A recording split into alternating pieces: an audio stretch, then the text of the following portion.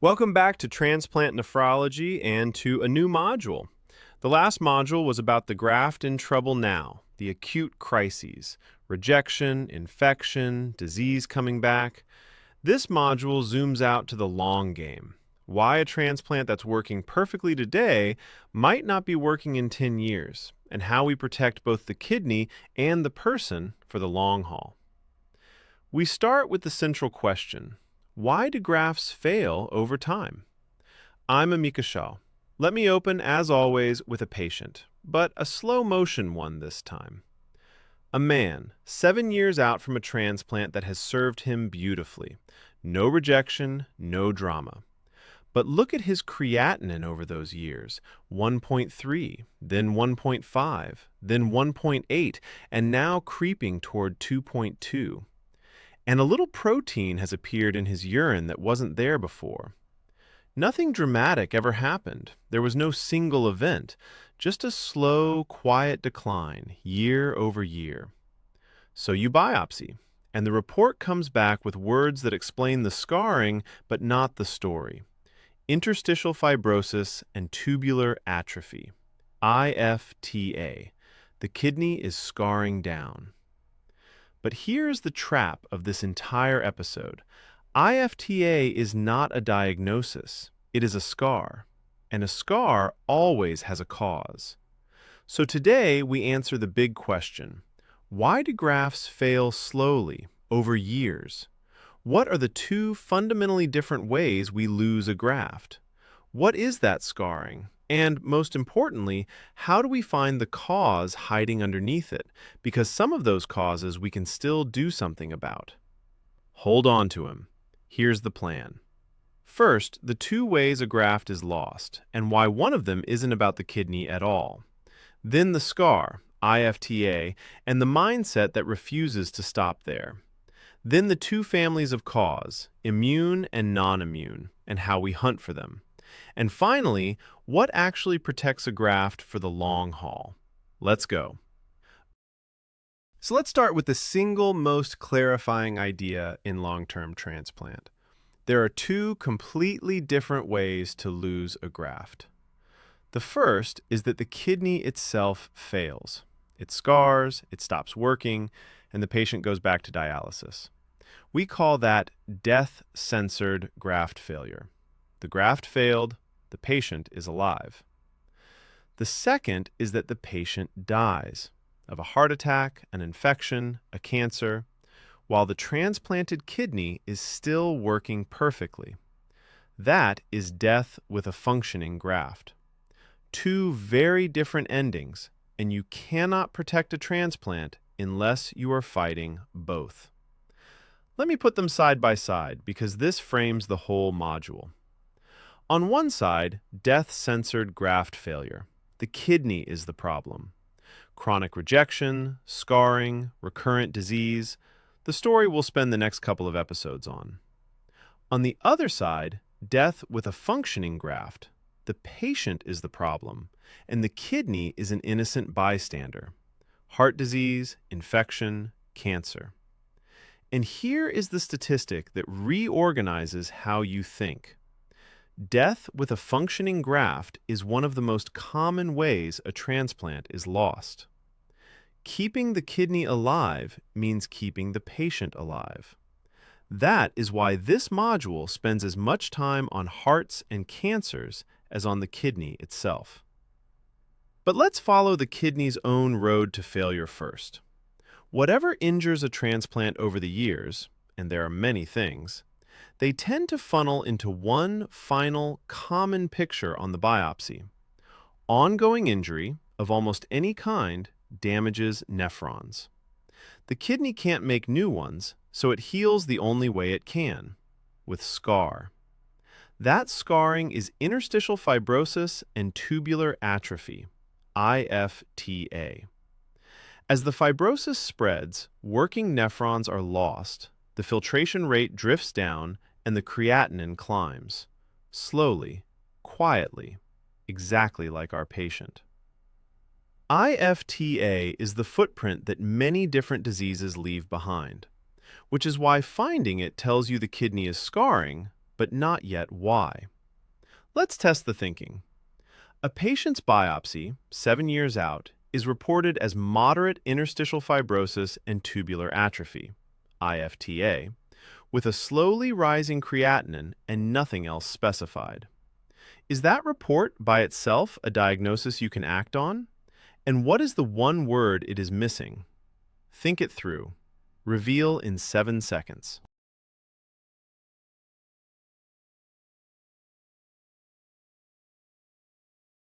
Here's the answer. No, that report is not, by itself, a diagnosis you can act on. IFTA tells you the kidney is scarring, but scarring is a consequence, not a cause. The missing word is why. Interstitial fibrosis and tubular atrophy. Due to what? Until you answer that, you have a description, not a diagnosis, and you don't yet know whether there is anything you can still treat. This is the single most important shift in modern transplant thinking.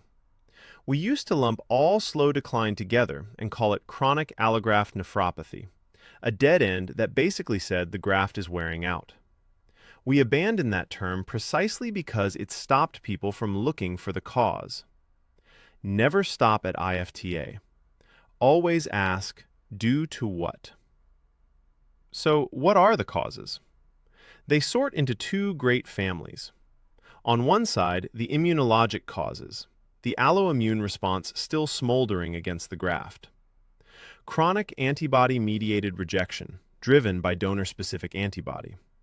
Chronic T-cell rejection, low-grade subclinical rejection you would never see without a biopsy. On the other side, the non-immunologic causes, everything that isn't the immune system. Calcineurin inhibitor toxicity, the nephrotoxicity of the very drugs that prevent rejection. High blood pressure, recurrent or de novo glomerular disease.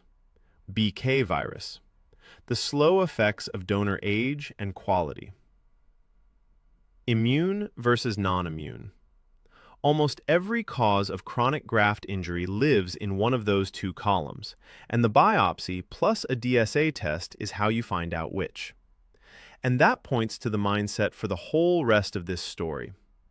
When a graft is slowly failing, you become a detective, not an undertaker. You get the biopsy, you check for donor-specific antibody, you review the drug levels and the blood pressure and the adherence history. You build a case for what is actually driving the fibrosis. Because the two families call for opposite moves. If it's immune, you may need more immunosuppression. If it's calcineurin inhibitor toxicity, you may need less. Get the cause wrong, and your treatment makes it worse. The same theme that has run through this whole series. Find the cause, and sometimes you can still change the trajectory. Let's follow the most important of those causes, the immune one, because it is the leading identifiable driver of late graft loss. The story usually goes like this. Immunosuppression drifts too low, a few missed doses here, a level running light there. The alloimmune response, which we've spent the whole series holding down, gets just enough room. The recipient starts making new donor-specific antibody, de novo DSA, and that antibody begins a slow, smoldering attack on the graft's small vessels, chronic antibody-mediated rejection.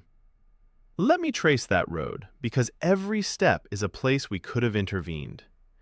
It starts with under-immunosuppression, very often non-adherence, the quiet missing of doses. That lets the immune system wake and build de novo donor-specific antibody. The antibody drives chronic AMR, and over months to years, that shows up on the biopsy as transplant glomerulopathy, the double-contoured glomeruli we met back in the rejection episodes, sitting in a field of IFTA. And the end of that road is graft loss. It is, in many series, the single leading cause of late, death-censored graft failure, which means the boring thing, taking the pills every single day, is quietly one of the most powerful graft-protecting acts in all of transplant. Test it. A patient 8 years out has a slowly rising creatinine and new proteinuria. You find de novo donor-specific antibody in the blood, and the biopsy shows transplant glomerulopathy against a background of IFTA. His drug levels have been erratic for 2 years. What is the diagnosis driving his IFTA? And what is the modifiable root cause you have to address?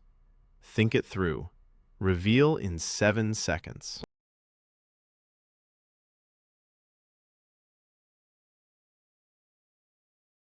Here's the answer. The diagnosis driving his IFTA is chronic antibody-mediated rejection. De novo DSA and transplant glomerulopathy are the fingerprints. The scarring, the IFTA, is the downstream consequence. And the modifiable root cause is the non-adherence, the erratic drug levels that gave the antibody room to form. You can treat the rejection, and you should try, but if you don't fix why the immunosuppression was failing, the antibody keeps winning. The root cause isn't in the kidney, it's in whatever is keeping him from steady medication. That is the target. This is chronic AMR as the engine of late loss, which is exactly why the next episode is devoted entirely to it. But remember the other column, the non-immune causes, because not every slow decline is rejection. Calcineurin inhibitor toxicity scars the kidney too, and there the move is often to reduce, not increase, the drug. Uncontrolled blood pressure grinds the graft down over years, so tight blood pressure control is genuine graft protection. Recurrent disease, BK, obstruction, each has its own fix. So the long-term care of a graft is really a short list, done relentlessly. Keep the immunosuppression steady and adherent so de novo antibody never forms. Control the blood pressure. Watch for and treat rejection. Minimize drug toxicity, and screen for the diseases that recur. None of it is glamorous. All of it buys years. And here's the frame for the entire module. Protecting a transplant has 2 halves, and they are equal. Protect the kidney. Find and treat the causes of scarring, the immune and the non-immune, so it doesn't fail. And protect the patient, because the leading way to lose a working kidney is to lose the person carrying it, to a heart attack or a cancer or an infection. That is why the rest of this module leaves the kidney for a while and turns to the heart, to diabetes, to cancer, to the long list of things that threaten the person. Keep the patient alive, keep the graft working. You cannot do one without the other. Last test. A different patient, also 7 years out, also with a slowly rising creatinine and IFTA on biopsy. But this time, the donor-specific antibody is negative, the blood pressure has been poorly controlled for years, and the tacrolimus levels have often run high. Which family of cause should you focus on here? And name 2 non-immune contributors that fit. Think it through. Reveal in 7 seconds.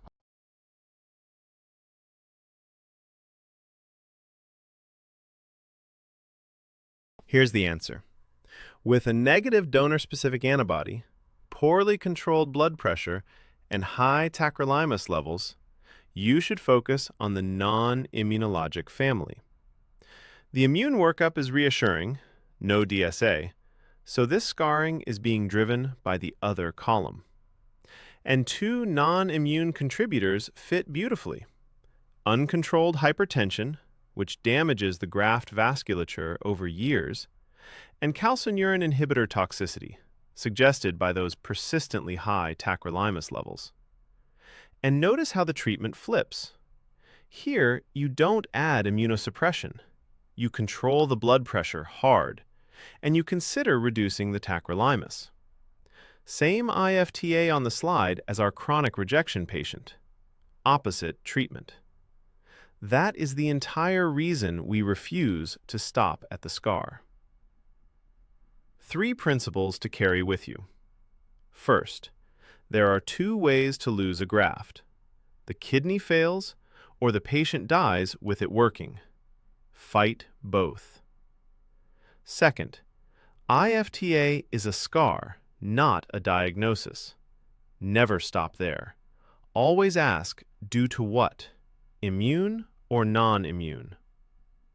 And third, the leading identifiable cause of late kidney loss is chronic rejection from de novo antibody, and its root cause is very often non-adherence.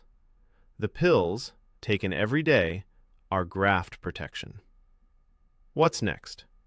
We've named chronic antibody-mediated rejection as the engine of late graft failure.